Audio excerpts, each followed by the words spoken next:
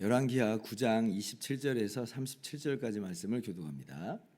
유다의 왕 아하시야가 이를 보고 정원의 정자길로 도망하니 예후가 그 뒤를 쫓아가며 이르되 그도 병거 가운데서 죽이라 하매 이블르암 가까운 구르 비탈에서 치니 그가 무기토까지 도망하여 거기서 죽은지라. 그의 신복들이 그를 병거에 싣고 예루살렘에 이르러 다윗성에서 그들의 조상들과 함께 그의 묘실에 장사하니라. 아합의 아들 요람의 제11년에 아하시야가 유다 왕이 되었었더라. 예후가 이스라엘에 오니 이세벨이 듣고 눈을 그리고 머리를 꾸미고 창에서 바라보다가 예후가 문에 들어오매 이르되 주인을 죽인 너 시므리여 평안하냐 하니 예후가 얼굴을 들어 창을 향하고 이르되 내 편이 될 자가 누구냐 하니 두어 네시가 예후를 내다보는지라. 이르되 그를 내려 던지라 하니 내려 던짐에 그의 피가 담과 말에게 튀더라. 예후가 그의 시체를 밟으니라. 예후가 들어가서 먹고 마시고 이르되 가서 이 저주받은 여자를 찾아 장사하라. 그는 왕의 딸이니라 하매 가서 장사하려 한즉 그 두골과 발과 그의 손 외에는 찾지 못한지라. 돌아와서 전하니 예후가 이르되 이는 여호와께서 그 종 디셉 사람 엘리야를 통하여 말씀하신 바라. 이르시기를 이스라엘 토지에서 개들이 이세벨의 살을 먹을지라. 그 시체가 이스라엘 토지에서 거름같이 밭에 있으리니 이것이 이세벨이라고 가르쳐 말하지 못하게 되리라 하셨느니라 하였느니라. 아멘. 할렐루야. 하나님의 크신 은혜와 평강이 오늘도 변함없이 여러분 가운데 가득 넘치기를 주님의 이름으로 축원합니다. 어제 우리가 하나님께서 심판자요 왕으로 어제 예후를 기름 부어 세웠다 하였습니다. 그래서 예후가 이제 아합의 아들 요람을 죽이는 장면을 우리가 말씀에서 봤죠. 오늘은 이제 예후의 손에 처단된 두 명의 사람을 더 만나보게 되는데요. 첫 번째 사람은 남유다 왕인 아하시야입니다. 원래대로라고 한다면 아하시야는 이 심판과 무관한 사람이었다라고 할 수가 있을 겁니다. 왜냐하면 북왕국 사람이 아니잖아요. 남유다의 왕이에요. 그래서 사실 이 아합 가문을 멸하는 이 심판하고는 무관한 그런 사람인데, 그러나 이 아하시야가 그렇게 무관한 사람이 아니게 된 것은요, 왜냐하면 이 아하시야는 이 북왕국의 아합 가문하고 혈연 관계를 맺었다는 것이고요. 무엇보다 그러므로 말미암아 하나님 보시기에 아합의 길로 행했다는 거죠. 단순한 혈연 관계를 뛰어넘어서 아합의 길로 행하는 아합 집의 사람이 돼버린 겁니다. 우리가 월요일 새벽에 이 열왕기하 8장 27절 말씀을 봤죠. 이제 아합의 길로 행했다. 아합의 집에 사위가 되었다 그랬어요. 그러니까 이 아하시야는 이 아합의 집을 멸하는 이 하나님의 심판을 이제 피할 수가 없는 것입니다. 그래서 예후가 치는 거예요. 우리가 그래서 오늘 말씀 보면서 죄와 짝하고 죄와 물드는 게 얼마나 두려운 것인지를 깨달을 수 있어야 됩니다. 우리가 그게 뭐 대수냐 별거냐 생각할 수 있지만 그러다가 함께 망해버릴 수가 있어요. 그러니까 지금은 세상이 좋아서 또 세상이 대세 같아서 막 우르르 막 몰려다니잖아요. 근데 이 세상에 쓸어버려짐을 당하죠. 근데 그때 같이 쓸어버려짐 당하면 어떻게 해요? 우리가 참 두려워해야 됩니다. 우리가 그 자리에 있으면 안 되는 것이고 그 죄악의 자리에서 나와야 하는 것이에요.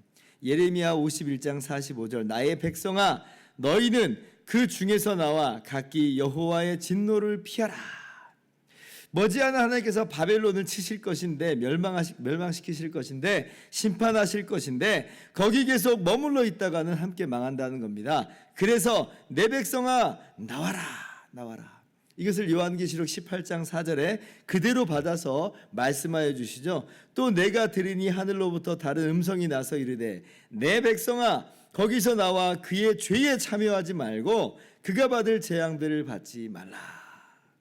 그러니까 그 죄에 짝하고 그 죄에 머물러 있다가는 함께 망한다는 거예요. 나오라.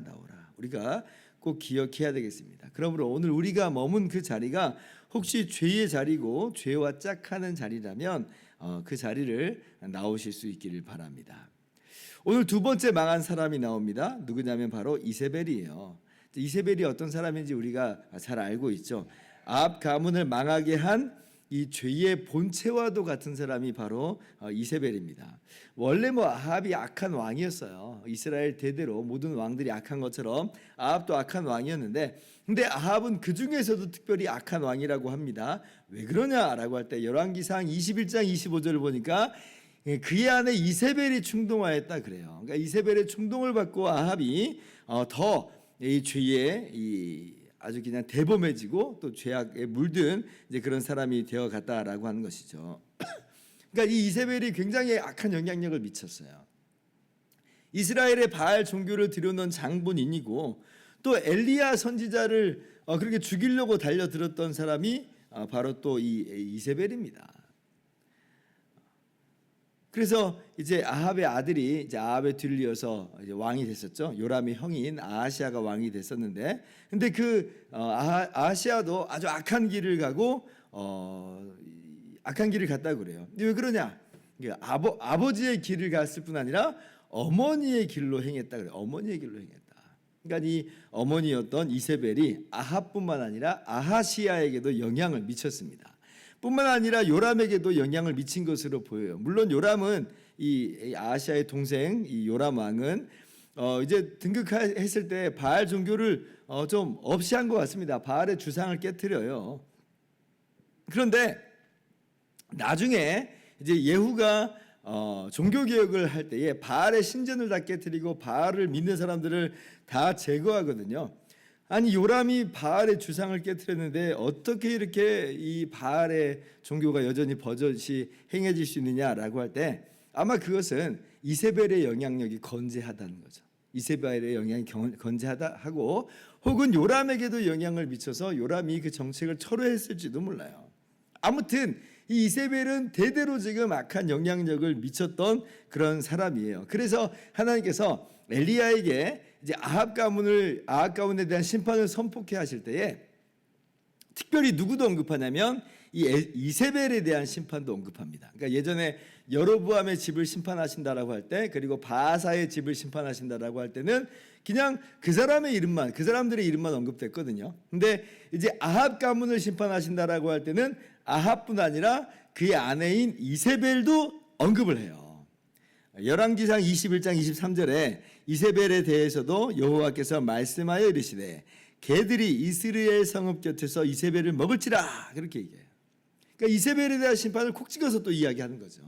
예후를 기름 부어서 왕으로 세울 때도 마찬가지였어요. 우리가 9장 말씀에서 함께 봤죠. 9장 7절 이세벨을 콕 찍어서 이야기합니다. 너는 내 주 아합의 집을 치라. 내가 나의 종 곧 선지자들의 피와 여호와의 종들의 피를 이세벨에게 갚아주리라. 그러니까 이세벨에게 갚아주리라. 이세벨을 얘기해요. 특별히 이세벨이 지금 어떤 죄까지 저지른 걸 알 수가 있어요. 하나님의 종들을 죽였어요. 선지자들을 죽였던 사람입니다. 그래서 10절 9장 10절 이스라엘 지방에서 개들이 이세벨을 먹으리니 그를 장사할 사람이 없으리라. 그러니까 엘리야를 통해서 하신 선포와 동일한 선포를 다시 한번 반복하고 있어요. 그래서 이제 이세벨은 정말 악의 화신과도 같은 사람인데 오늘 그 이세벨이 마침내는 심판을 당합니다. 예후의 손을 통해서 이세벨이 죽임을 당해요.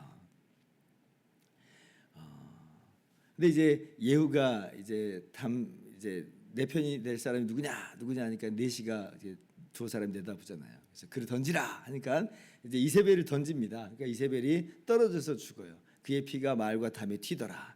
그러니까 예후가 그리고 이제 이세벨의 시체를 밟고 들어가서 먹습니다. 아마 이제 그 성을 또 장악하고 그 성의 왕으로서 아마 선포하는 그런 시간을 가졌을 텐데, 근데 이제 예후가 생각하기에는 그래도 이세벨을 저렇게 죽은 채로 내버려 두면 안 된다. 장사해라. 왜냐하면 또 이제 그 시돈 땅의 이제 왕 공주였으니까 이제 국제 정세도 아마 좀 생각을 한 거 아니겠습니까? 그래서 장사하라 딱 했는데 이미 사람들이 돌아와 보니까 이세벨이 없어요. 그 두골과 손과 발 외에는 없습니다. 그러니까 하나님께서 말씀하신 그대로 선포가 된 거죠. 개들이 이세벨을 먹을지라 했던 그 말씀이 선포된 것이. 그래서 예후도 딱 깨닫고 이것이 바로 엘리야에게 하신 말씀이 그대로 성취된 것이구나라고 이제 그렇게 이야기를 하고 있는 것입니다. 자, 그런데 이렇게 해서 이세벨도 끝났으니까 그러니까 모든 것이 다 끝났겠거니 우리는 생각을 하지만, 그러나 사실은 이세벨의 망령은 항상 우리의 삶 가운데서 독보석같이 피어오른다는 걸 우리가 기억을 해야 됩니다. 그러니까 제2의 이세벨이 나오고 제3의 이세벨이 나와서 끊임없이 우리를 그렇게 충동하고 미혹하는 거예요. 요한계시록 2장 20절 보면 두아디라 교회에게 보낸 편지에 이런 내용이 나옵니다. 하나님께서 책망을 하시는 거죠. 그러나 내게 책망할 일이 있노라. 자칭 선지자라 하는 여자 이세벨을 네가 용납함이니 그가 내 종들을 가르쳐 꾀어 행음하게 하고 우상의 제물을 먹게 하는도다. 이세벨이 끝난 줄 알았는데 뭐예요? 계속 하나님의 교회를, 하나님의 사람들을 꾀고 유혹하고 미혹하는 충동질하는 그런 이세벨들이 있다. 어떤 단순한 사람을 뛰어넘어서 그러한 이 죄의 유혹들이 우리 가운데 끊임없이 있다라고 하는 것을 성경 말씀이 분명히 우리에게 교훈하고 있어요.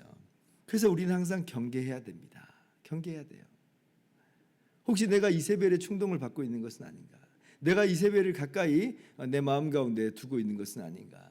항상 우리가 우리 스스로의 모습을 돌아볼 수 있어야 됩니다. 그래서 우리 마음 가운데서 우리를 충동시키는, 죄로 충동시키는 사단과 우리에 있는 죄성들, 이런 것들을 끊임없이 끊어내면서 우리가 그렇게 주님 안에서 성령의 능력으로 말미암아 그렇게 거룩의 길을 힘차게 걸어가는 우리 모두가 될 수 있기를 바랍니다. 이제 말씀을 마칩니다. 오늘 하나님의 백성의 모습이 어떠해야 하는지를 다시 한번 깨닫기를 바라요. 고려 말에 정몽주의 어머니가 이런 시조를 지었다 그러죠. 까마귀 싸우는 곳에 백로야 가지 마라. 그래서 이것이 이제 속담처럼 우리 가운데 까마귀 노는 곳에 백로야 가지 마라.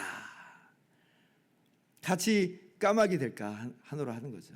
같이 더러워질까 까매질까 하는 거예요. 사자성어로도 비슷한 말이 있죠. 금묵자흑이라. 먹을 가까이 하면 그것은 까매진다는 거예요. 까매질 수밖에 없다. 그러니까 우리가 죄악을 가까이 하면 괜찮다라고 그냥 내버려두면 우리가 까매지는 거예요. 우리가 물들어 버리는 거예요. 자칫 그러다가 우리가 망할 수 있어요. 끊임없이 이세벨이 우리를 유혹을 합니다.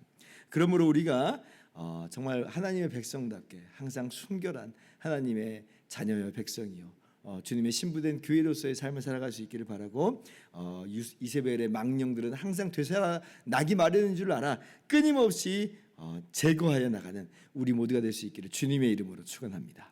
기도하겠습니다.